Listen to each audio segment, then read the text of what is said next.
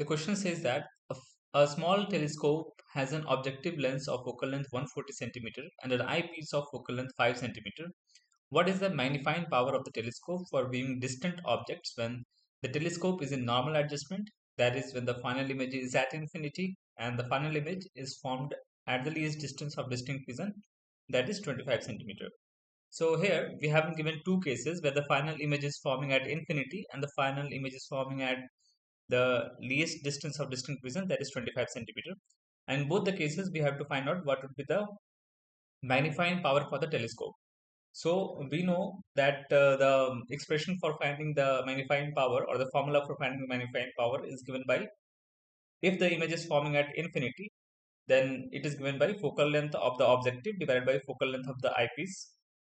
Now, if we use this formula, we will get the answer for first case, that is the telescope is in normal adjustment, then its magnifying power would be equal to 28 times. Now, similarly, for the case where the final image is forming at D, the formula is given by focal length of the objective divided by focal length of the eyepiece multiplied by 1 plus Fe by DE.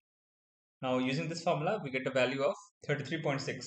So, we see that the magnifying power in second case is greater as compared to the first case, or magnifying power when the final image is forming at the least distance of distinct vision is greater as compared to when the image is forming at infinity.